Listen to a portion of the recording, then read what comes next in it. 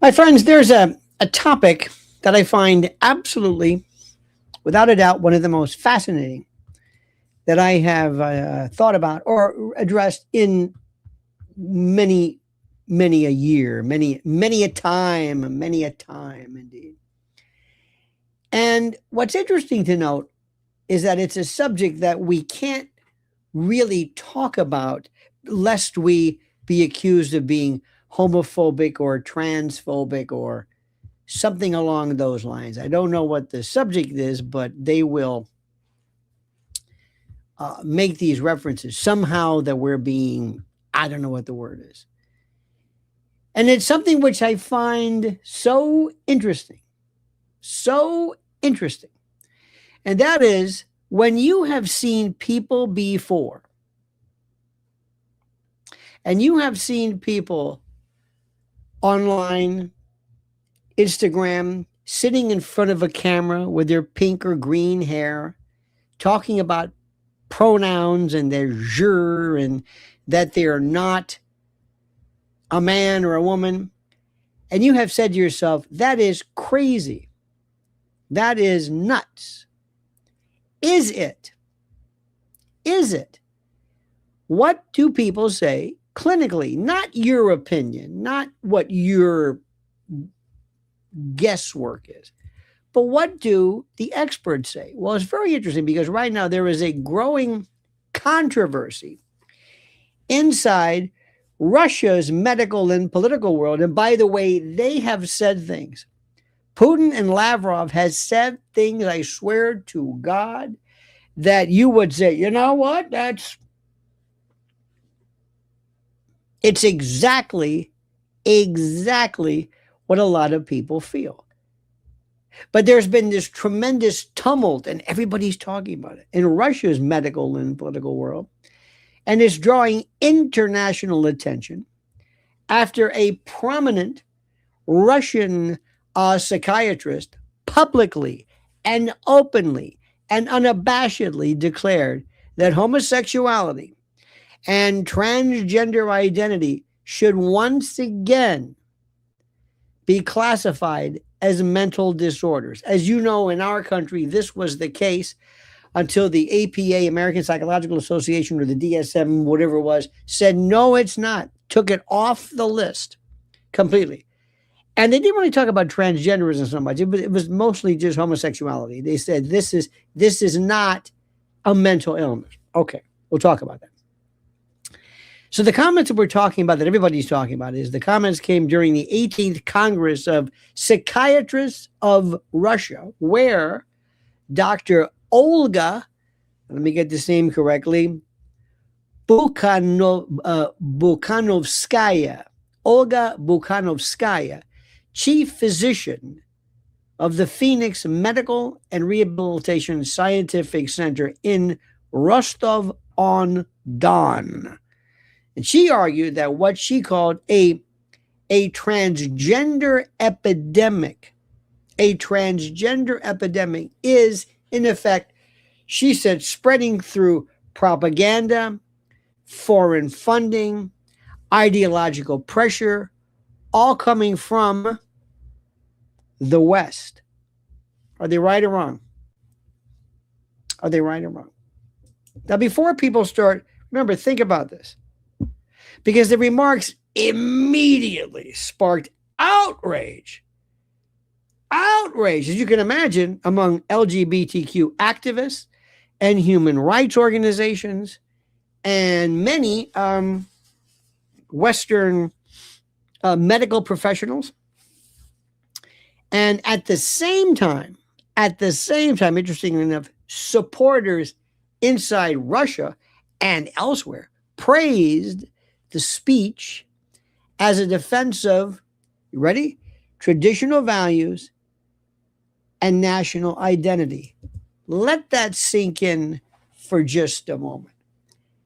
Disabuse yourself of the usual reaction that you have to have and ask yourself, is there anything to it? You know, Hunter Biden was on with Candace. Hunter Biden is a drug addict. He's an addict. He is in recovery. that is certainly a disease, a pathology, whether it's a mental illness, I don't know, but it is a pathology. And she admits it, he admits it. Now, nobody wants him to be locked up or denied rights or thrown into prison or anything like that. So the question, first of all, is if something is considered a mental illness, does that mean you're going to lose rights, or is it a prestige thing? When somebody, as you know, is neurotic, I know people all the time. I hear this: I'm anxious. I've got anxiety. I got to have my pet, my working pet, my this therapy pet, my ferret or whatever I've got to have this with me at all times. Is that a mental illness? I think so. Everybody's got it, though.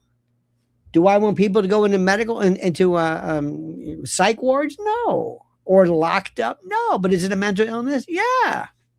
You don't think so? You think somebody screaming, I've got anxiety for no particular reason, you think that's normal? No.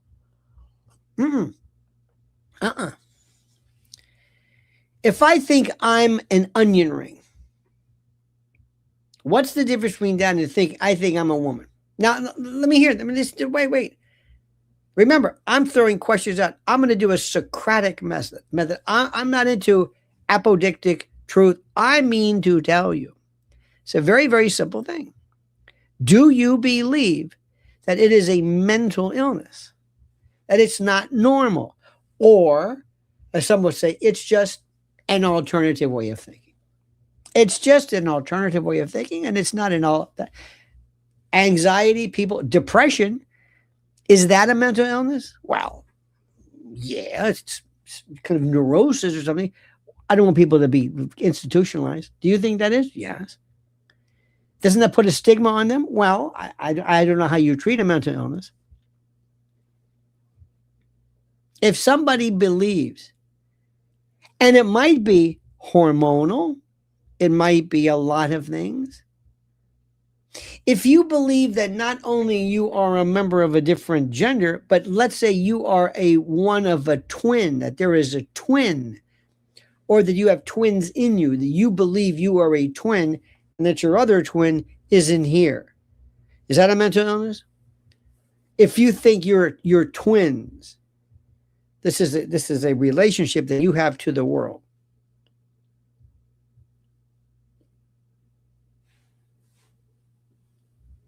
Do you think it's normal? If your child came to you and said, listen, I think I'm a like 90% it seems like of Hollywood. I am afraid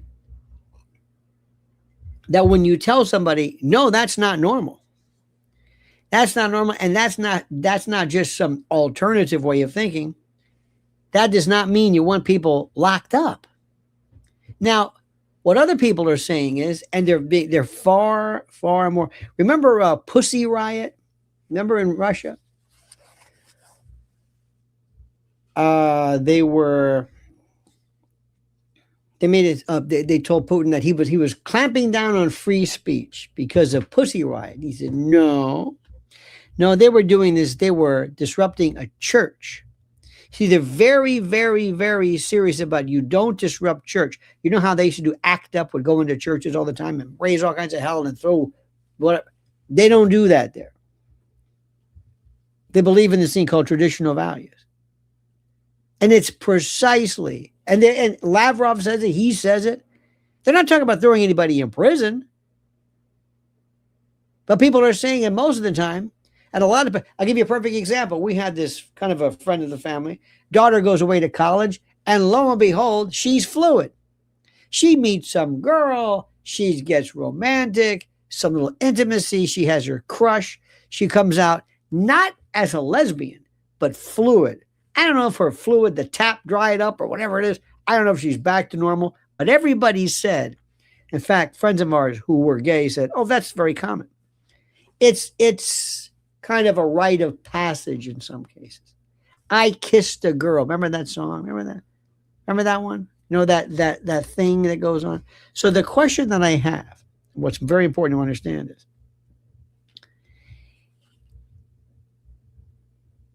Is it subject to influence? Yeah. Yeah. Remember when people used to say all the time, women would say, I got a girl crush. Remember that? I got a girl crush. That became part of our vernacular, part of our lexicon. Much like people say, literally, people are literally everything.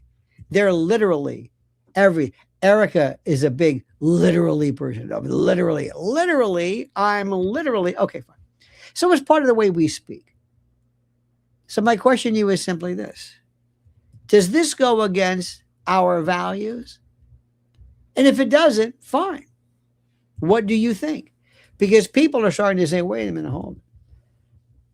And the controversy that we're talking about reflects a much larger global clash that's now unfolding between Russia and the West over culture and sexuality and medicine and this is very interesting, the role that government should play in defining morality. Does the government have any say in that whatsoever? Does the government have any say? Do we have an American sense of morality? Yes or no? Do we? People are very, very big on saying, well, that's evil, and that's the devil, and that's Lucifer, and that's Satan. Oh, okay. So you're saying, so evil's okay? Yes. So you don't have a problem with that? Oh, no problem. People think it's good. So many people want to have prayer in school. I'm not too sure about that. Whose prayer, what school, how is it done? But the point is there is a very serious, there is a dearth, a paucity that people are feeling with what's going on right now. And the question is, what role should government play in morality? And also, during her presentation, this Dr. Bukhanovskaya proposed a new term called transgender spectrum disorder. Transgender spectrum disorder. She compared it to the phrase autism or autistic, whatever, spectrum disorder, saying that, and this is important, that a wide range of behaviors and conditions could be grouped together under one larger, let's say, diagnostic category. Now remember, people don't want anything. The only thing they want you to call them is LGBTQ, IA, two-spirit, double deuce, femme de la femme, creme de la, whatever the hell it is, and then it's just asexual, linear, non-binary, gender queer, questioning. Oh, remember this LGBTQIA, and it went on and on. Native Americans called it two-spirit, kind of a non-binary. Well, that to me is binary. And how come if you're non-binary, why do you pick one or the other? In any event. But this doctor suggested that homosexuality and, as she called it, fetishistic transvestism and certain personality disorders, schizotypal disorders, and more importantly, forms of schizophrenia involving, this is interesting, periodic effeminacy in men. Try saying that in this country. Periodic effeminacy. Try it. Oh, they'll add another one. Because already you're racist, transphobic, misogynistic, anti-Semitic, white nationalist. Now you're going to be, I don't know what you're going to be called. But you give that a shot. Periodic effeminacy in men should all, according to this doctor, should all fall under this proposed umbrella, kind of like this general rubric. And her speech, by the way, was not simply medical by any stretch of the imagination. By the way, look, this is I'm not just, this isn't some obscure thing. This is big. It was deeply political. And Dr. Bukhanovskaya argued that Russia, this is according to her, Russia is facing a coordinated ideological campaign designed to normalize and to make ordinary, if you will, transgender identity and LGBTQ activism.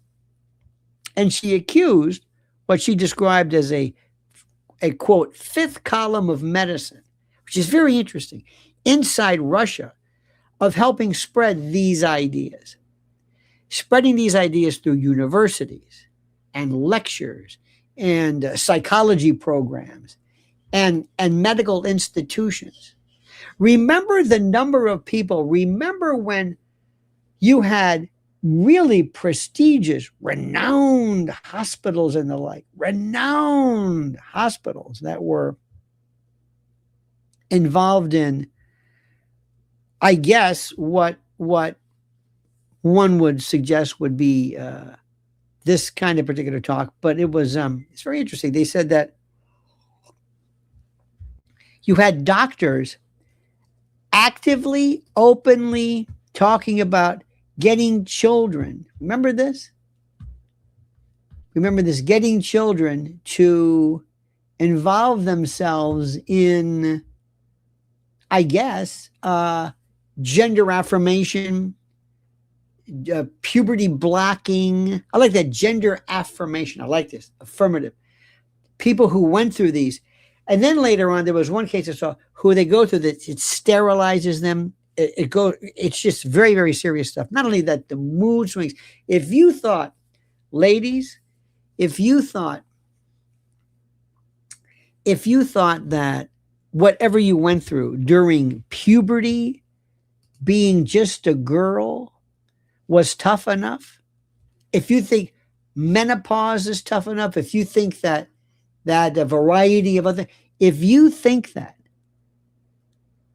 imagine what this is like. Imagine what this, when you are basically artificially rewiring, regrouping things that nature never intended. But the number of doctors, these were prestigious, these were pediatricians that you would think, I mean, you couldn't believe it. Remember that? And I thought, this was during that Fauci time. That's what I realized. Oh my God. Is somebody going to come to their senses? Nope. Nobody said anything. Now, according to this doctor, foreign funded activism, as she says, and Western cultural influence are reshaping Russian society in ways that she believes, and Messrs. Putin and Lavrov believe, are dangerous. And they make no bones about it. Do we say that here in this country? Not from the president, not from anybody nobody would dare talk about that. You have to go and you got to wait till maybe somebody's a podcast or something. Now, the remarks, by the way, fit directly into a broader campaign, which is being seen by and regarding the Russian government to promote what it calls, this is important, listen to me, ready for this? Traditional family values. Did you ever hear this? Remember, how many of you great folks remember from our generation when you grew up and you were just told that Russians are bad people? Remember that? It was Rocky and Bullwinkle. Remember that? It was Boris and Natasha. I'm going to get you, little squirrel. Remember that? They were always mean and they were nefarious and underhanded. Remember Rocky? There was Drago. I will crush you. Remember this? Remember all of this? Absolutely. It was incredible everywhere you went. The idea of this crazy, Get Smart, the Russian Spy versus Spy, Mad Magazine. And we were told that they were just communists and they were like anything. And then they like the church and they go, church. This is all about the church. This is all about the church. How many people still think that Russia is like communist? Like that's classic Stalin. And did you ever think you'd hear Russia talk about this? Russia is talking about family values. Why doesn't anybody talk about family values here? Why doesn't anybody in our country talk about it? You know, we have the president talking about a lot of stuff, which I don't really think sometimes is necessary. Why doesn't somebody really, really throw a monkey wrench into the works and say, this isn't right? Because after all, if you believe that war is wrong, if you believe it, I think that kind of goes against family values as well. So over the last several years, Russia, by the way, has passed a series of laws targeting, listen to this, targeting LGBTQ activism and transgender issues. Now think about that if this went on here. The government banned what it calls LGBT propaganda, and especially content, listen to me, directed towards, wait for it, minors. Minors. Russia also prohibited most medical gender transition procedures and has increasingly portrayed, this is interesting, Western gender ideology as, I don't know if you would necessarily find this to be problematic, as part of a larger cultural attack or cultural attack attacking Russia beliefs and Russian systems and Russian beliefs and Russian civilization. They make no bones about it. And Russian officials, by the way, including Foreign Minister Sergey Lavrov. Now, this is, remember, this is Marco Rubio's component or his version. Anyway, but Lavrov, along with others, have repeatedly argued that Western, and that would be us, Western governments are attempting to erase traditional national identities. Think about that. Traditional national identities through aggressive promotion of LGBTQ ideology. You agree with that? Does that sound far-fetched? Does that sound crazy to you? Does it? You know how many people say that here? I guarantee you they say it on Fox News. I guarantee you they say it. A lot of people believe it. It's not that far-fetched, but it's not mentioned here. It's mentioned extraneously, not in terms of government. Should it be? So Russian President Vladimir Putin has often framed the issue in moral and cultural terms rather than purely medical ones. Putin said that adults are free to live privately as they choose, but he has strongly opposed what he describes as the promotion, listen to this, of non-traditional lifestyles to children. To children. Anybody have a problem with that? Do you think that's wrong? I mean, is that? Of course, we live in a country right now where 90% of everybody in Hollywood has a child that is some, I don't know what. And by the way, the idea of that, the odds of that ever happening is just very low. Now, I'm going to ask you, what do you think? What do you think?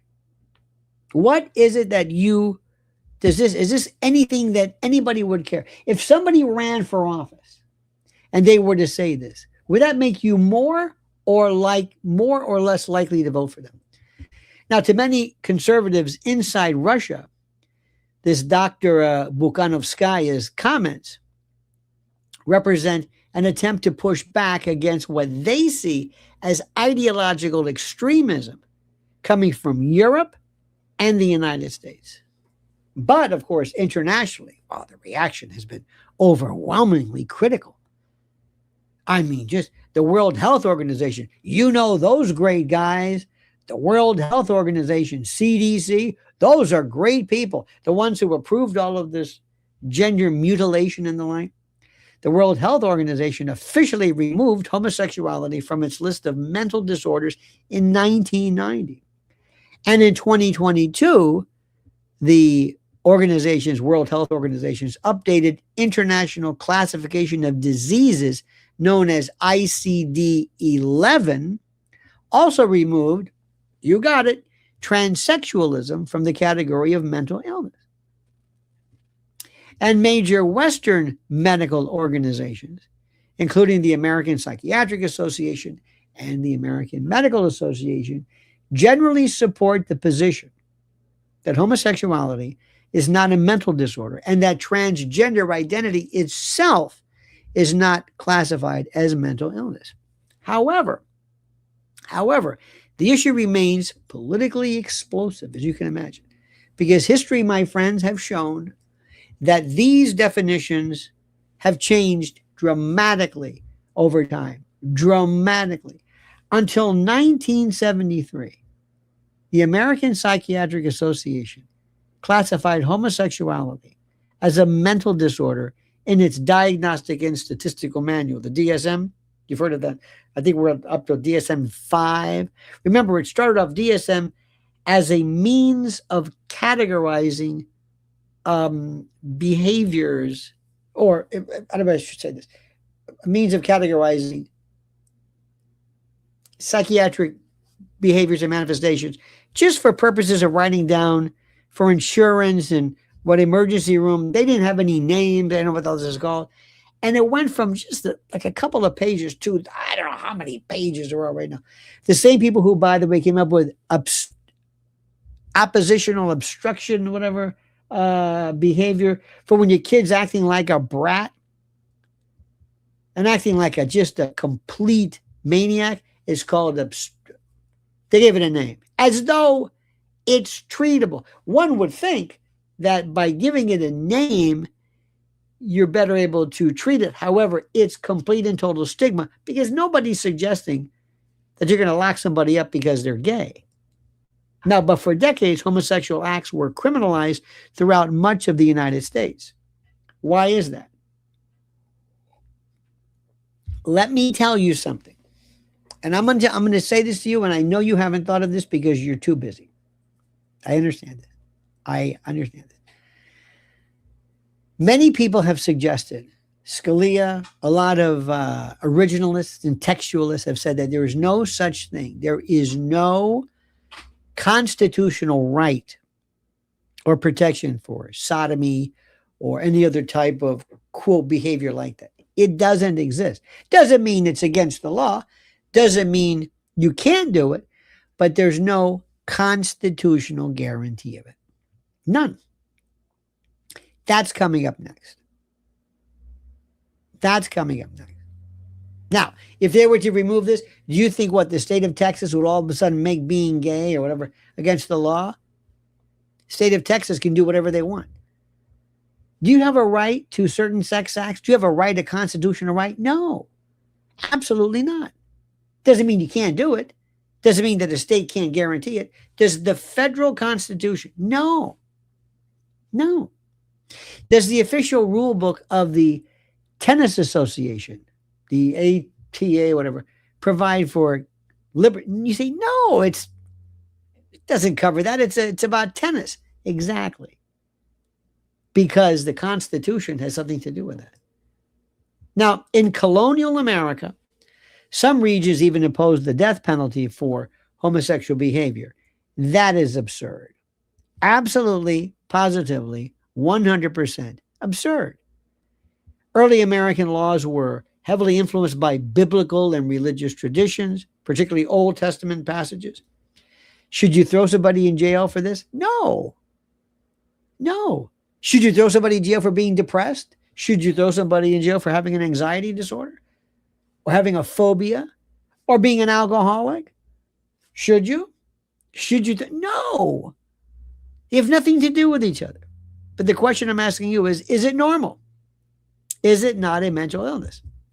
People are going to be talking about this. Now, the legal crackdown of homosexuality continued well into the 20th century.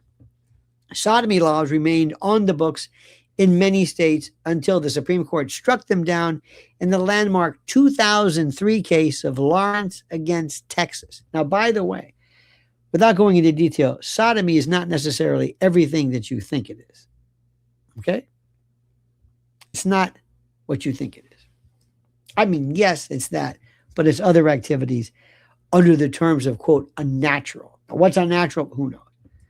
Now, that history is one reason the current Russian debate has attracted attention in America. You see, people who are very critical of this modern gender ideology sometimes point out that Western medical and legal opinions on sexuality have changed repeatedly over the last century. And they argue that what is considered unquestionable today may not remain unquestionable forever. You with me on this? And at the same time, LGBTQ activists warn that language that describes homosexuality or transgender identity as mental illness has historically been used to justify discrimination, forced treatment, and social exclusion. Very, very serious concerns. Very, very serious concerns. And certainly worth noting. Do you think that people who are depressed should do that as well? No. Do you think people who are depressed shouldn't be able to have housing? No. Can you fire somebody because they're depressed? Well, if it doesn't interfere with their job, no. So the debate becomes even more complicated because Russia increasingly presents itself, I should say, as a cultural alternative to the modern West. And there's a lot of people in this country and Europe who like that. And since the outbreak of the Ukraine war, and what amounts to the collapse of relations with Europe and the US, sort of, the Kremlin has increasingly portrayed Russia as the defender of religion, the defender of family structure, and the defender of national tradition against what it calls Western moral decay. And Russian state media frequently describe LGBTQ activism as foreign ideological import tied to globalization, multinational corporations, and Western political influence.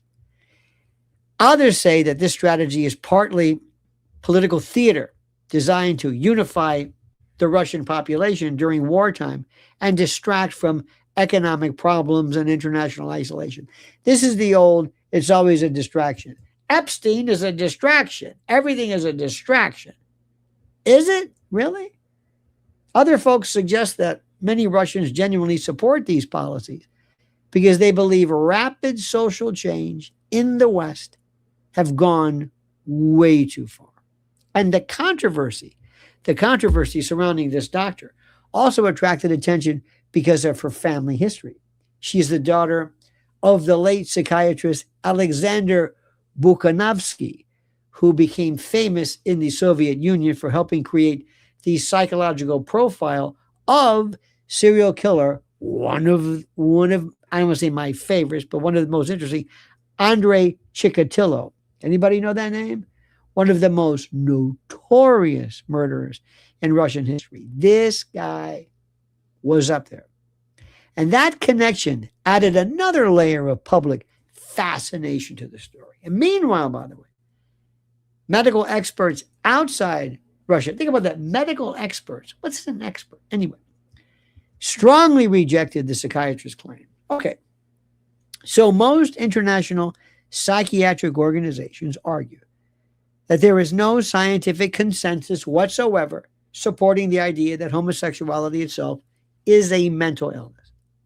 On transgender issues, many medical professionals distinguish between gender dysphoria, which can involve emotional distress, and transgender identity itself. So, even within Russia, there are contradictions. And this is very important. After Russia passed laws that restricted gender transition procedures in 2023, the Russian Society of Psychiatrists drafted clinical recommendations stating specifically that transgender individuals could not simply be cured. Instead, the guidelines suggested psychotherapy, support, and mental health counseling. Is that a problem? Could be. It could be. It could get out of hand, as can anything. And that position appears more moderate than the Dr. Bukhanovskaya's recent speech. Still, her comments are likely to resonate with a lot of folks in Russia who believe that Western social ideology, us, where we live here, the stuff, okay, us, is being aggressively exported around the world through media education. You think that's true? You damn right it's true. And through entertainment and international pressure campaigns. It's exactly. You don't think these folks want to keep all this good stuff just for us, do you? And the broader issue, by the way, may ultimately be less about psychiatry and more about civilization level conflict. It is a fascinating subject. And by the way, increasingly, the world appears very divided between countries embracing rapid social transformation and countries attempting to preserve older cultural norms. In the United States and much of Europe, LGBTQ rights are now deeply embedded in corporate culture, education systems, public life. In Russia and several other nations, leaders increasingly portray those same movements as, in effect, threats to social stability, national identity. Remember the teachers who were having all kinds of drag shows? Remember that kids would be taken to public libraries and these drag shows? Some of them were just profane and obscene. Do you remember that? I do. Is that right? I don't think so. And the result, by the way, is a growing global cultural divide with medicine and psychology and science now caught directly in the middle of political warfare. So the question is whether this Russian doctor's statements are viewed as, well, courageous truth-telling or dangerous regression. Largely depends on where one stands in that broader struggle. And what is undeniable, by the way, is that the debate is no longer confined to fringe activists or internet arguments. It is now openly shaping and constructing international politics and medical policy and education and even geopolitical identity itself. And you are going to see this happen in this country. Now, the problem that we have is, you must understand, most people in this country do not have the time to give this a lot of thought because they're busy. And it involves nuance. It involves, but blending and that sort of thing. Do we have gay friends? Of course we do. You may not know they're gay, but you have gay friends. You have people in your family, undoubtedly. Do you think these people are breaking the law? Should there be a law against this? No, absolutely not. You want to have them forcibly treated? Of course not. But the question is this. Let me ask you, do you think it is normal? Now, you might say, I am not equipped to find out whether it's a mental illness. Why is this a mental illness? I think gambling addictions are a mental illness. But I don't necessarily think gambling is a mental illness. That makes sense to you? And to me, a mental illness is when something causes a problem, something that gets in the way of your routine, something that affects you, but to many, many people, being gay doesn't affect them in the least. Not in the least. They've never been arrested. They're good people.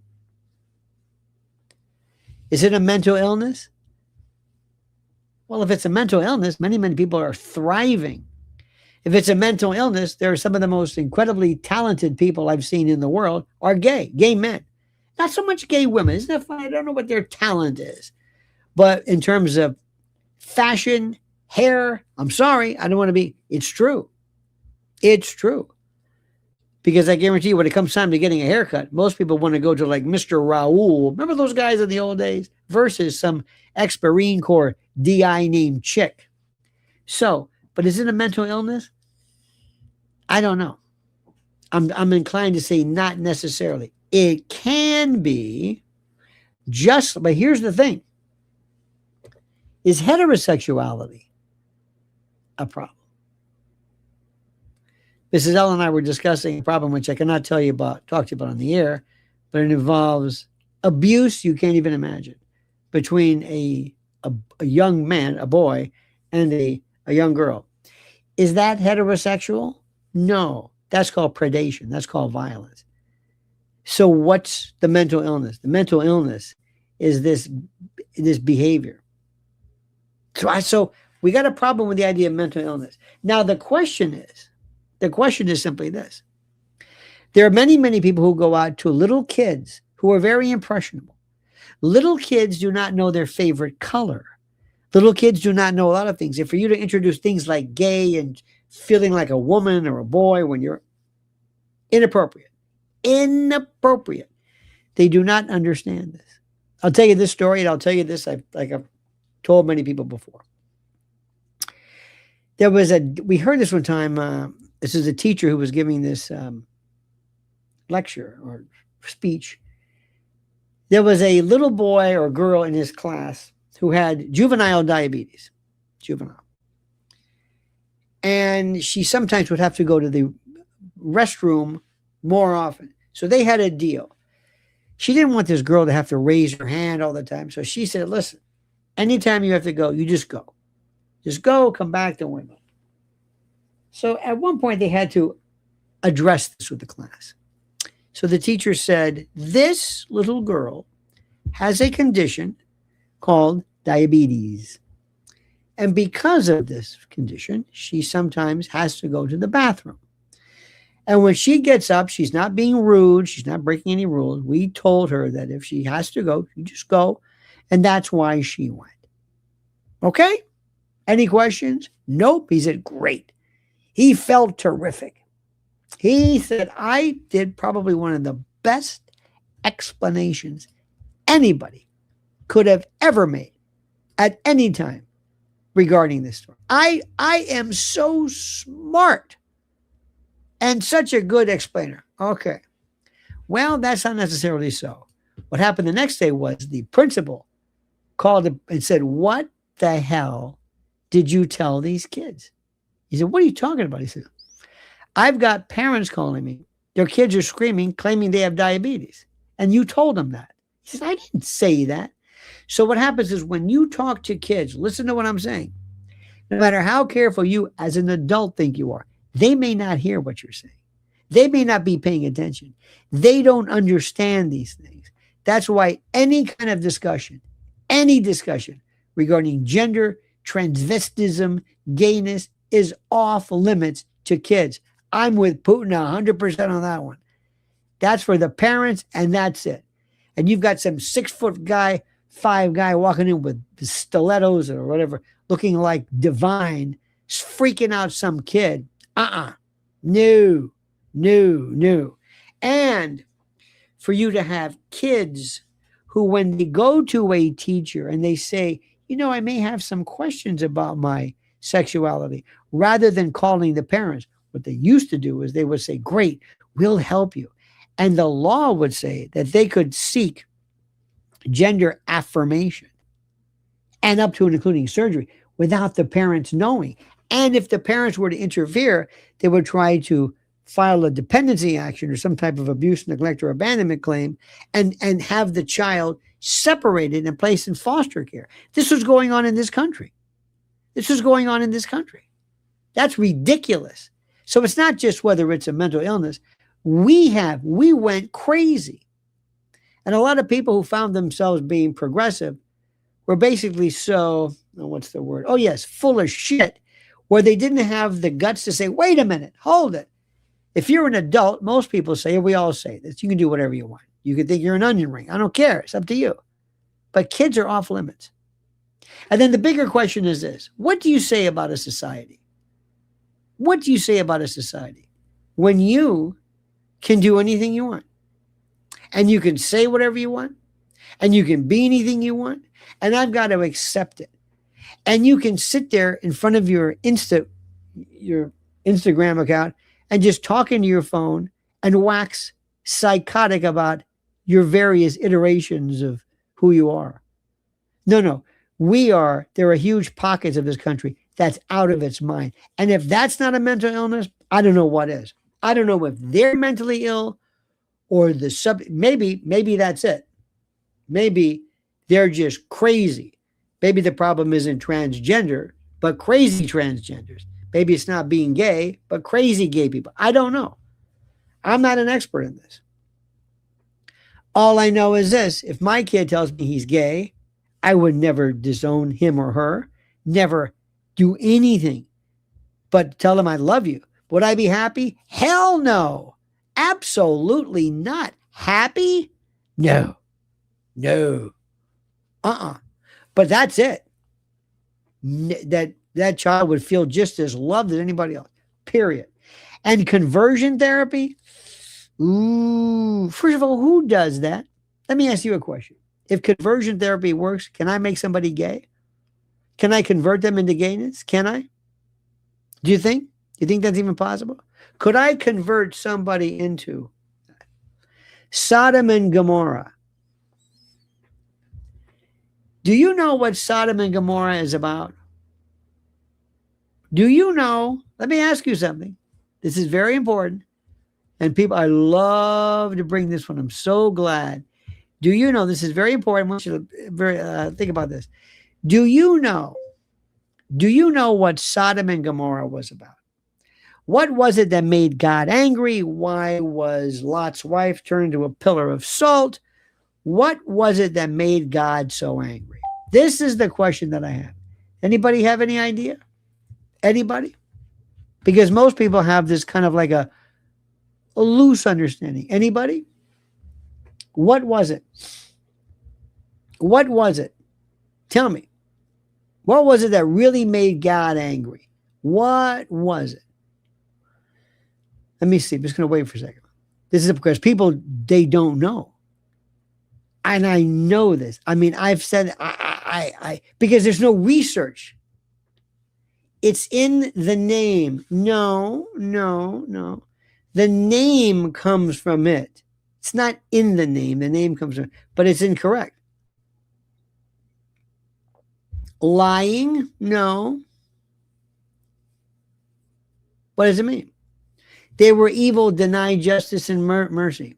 Nah. You're a little bit too much into this evil word. Evil means something. I don't know what the hell evil means. Evil to you, evil to me, evil to them. What does evil mean? I don't know. What is it? You use it all the time. People went backwards. Nope. You need to be able to read and comprehend ancient Greek to know the truth. Nope. Because Greek is translated. It's translated. Distorts his truth. Nope. Hubris. Nope. Corruption. Nope. Glutton. Nope. Nope. Patriarchs would appease foreign men by offering their own daughters. That's not it. Come on. This is big. This is what everybody looks to. And I'll bet you nobody's ever said, I don't really know what that is. Is there anything pulling people? Pulling people? Remember what Lot's daughters were going to do regarding Lot? Anybody remember this one? Remember that? I don't even know if we can even say that. This was some pretty wild stuff. Well, it's one of those things which is funny. The book of Genesis and the destruction of Sodom and Gomorrah, I don't know which one was worse, has been debated for thousands of years. And different religious interpretations, different traditions interpret it generally. In the biblical account, God destroys the cities because of extreme wickedness, violence, corruption, and what the text repeatedly described as grave sin. And the story appears primarily in Genesis 18 and 19. Traditionally, by the way, many Jewish and Christian interpreters understood the sins of Sodom to include sexual immorality, violent behavior, attempted gang, pride and arrogance, cruelty towards strangers, wait a minute, and the vulnerable, general moral collapse. And one important detail often overlooked is that the men of Sodom attempted to, listen to this, to violently assault the angelic visitors staying with Lot. They were angels. In the ancient world, hospitality towards strangers was considered sacred. So the attack symbolized total society breakdown. You understand this? What happened was they would say, this was the most important. When the crowd was out there and they said, see, sodomy, no. People they insist on this. Like, no, that wasn't it. It was the fact that they were standing outside to say, bring him out so that we can know him under the biblical knowledge. Bring him out. And Lot has to protect these guys. They say, don't you understand that these are my guests? This pissed God off like you cannot believe. This is a guest. Do you know that when you're in the Middle East, and especially if you're in Israel, Anytime you go anywhere, to an office, to a whatever, they have drinks and cookies, and they must offer you food. The idea of hospitality is huge. And that's what it was. They said, bring him out so that we can know them. That's the part. And which is absolutely incredible. And what's also important, later biblical passages expand on this. For example, in the book of Ezekiel, it says that Sodom's sins include pride, excess wealth, and the failure to help the poor and needy. Never heard that one, did you? And that passage shifted attention from sexuality alone to broader corruption and social cruelty. As for Lot's wife, the story says she was warned not to look back as the cities were destroyed. She did look back and became a pillar of salt. And the interpretations vary. Some see it literally as divine punishment for disobedience. Others see it symbolically as attachment to some kind of corrupt past. Some theologians interpret it as hesitation, longing, or refusal to leave behind a doomed way of life. Now, the region around the Dead Sea is filled with salt formations, which likely influenced the imagery. That's like Eskimos talk a lot about snow, and they dream a lot about snow because that's what they're used to. What exactly made God angry depends heavily on theological perspective. Traditional conservatives always emphasize, like many of you, sexual immorality and rebellion against divine order. But scholars talk about violence, abuse, exploitation, and this decadence because they were rude and crude and mean and disrespectful to a guest. And that completely confounds people.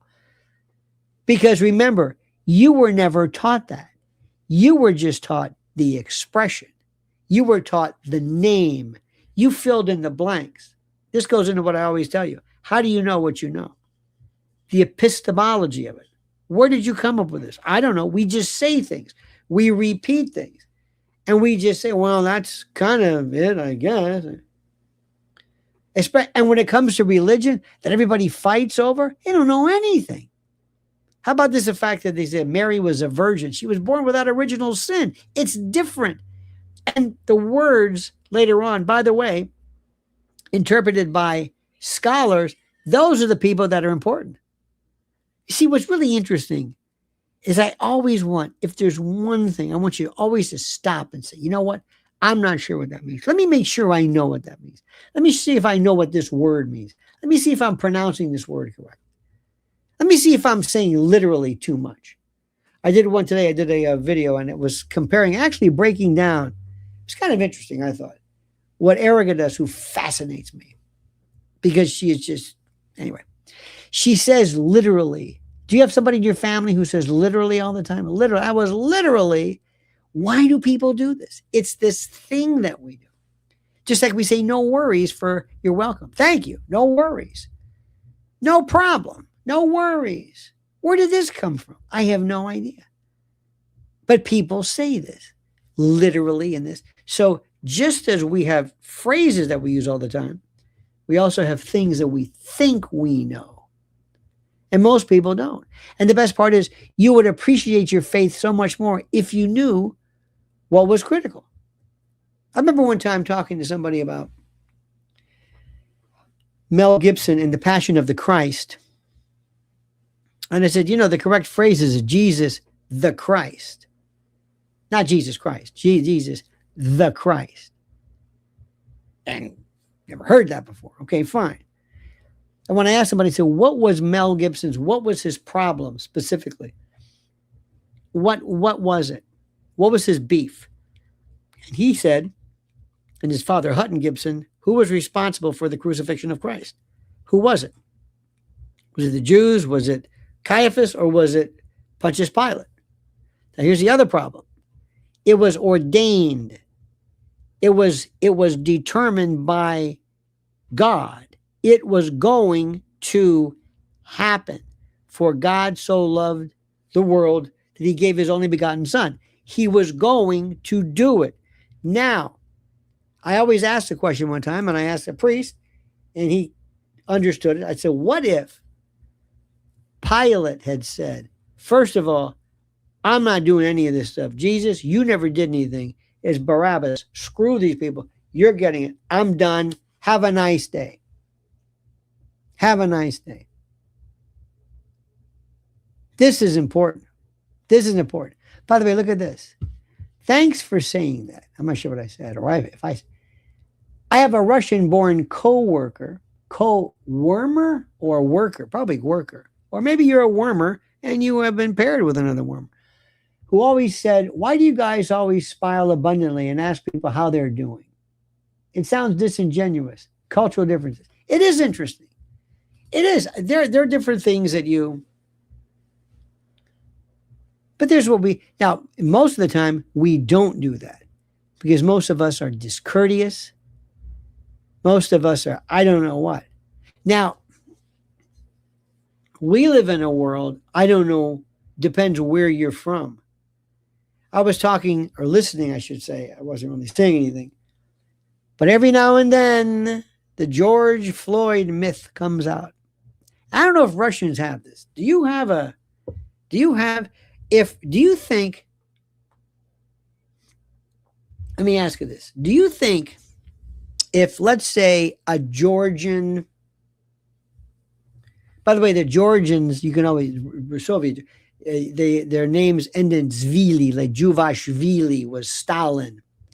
Stalin is Stalin, like steel. His name was Juvashvili and Kalikashvili, and those are always, it's like Escu for the Romanians. Anyway, if there was a Chechen, remember the Chechens who took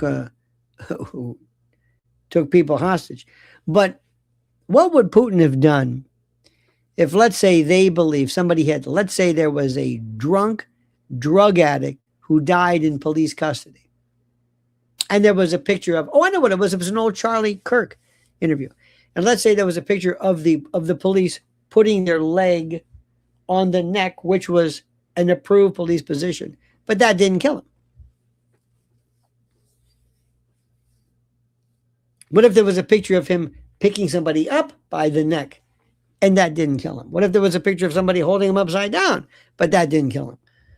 What if he was run over by a car and that didn't kill him? You might say, well, the behavior was bad enough and I think it's terrible. It's like, okay, fine. But the question is, where do you think this comes from? Where did this come from? So they were told he was killed by the police. He was killed versus he was a drug addict. He was saying, I can't breathe. I mean, now everybody says I can't breathe. He was saying I can't breathe before anybody did anything to him. He was yelling that stuff, and he might not have been able to breathe because of the virtue of all of the drugs he was floating in. Anyway, my question is simply this. Do you think Vladimir Putin or the police would have allowed their cities to be destroyed? Do you think St. Petersburg or Moscow would have been allowed to be destroyed? Would there have been riots? Do you think he would have said, no, you don't understand. These Chechens, they've been through a lot.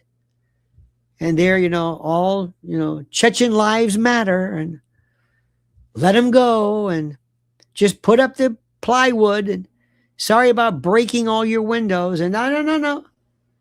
And we're also going to give them money, all the Chechens. How long do you think that would have lasted? How long do you think that would have lasted? You think he would have done that? You think Putin would have done that? Would he have said, yeah, let them riot? They have to. I mean, listen, they got a point. Think the Chinese would have allowed that?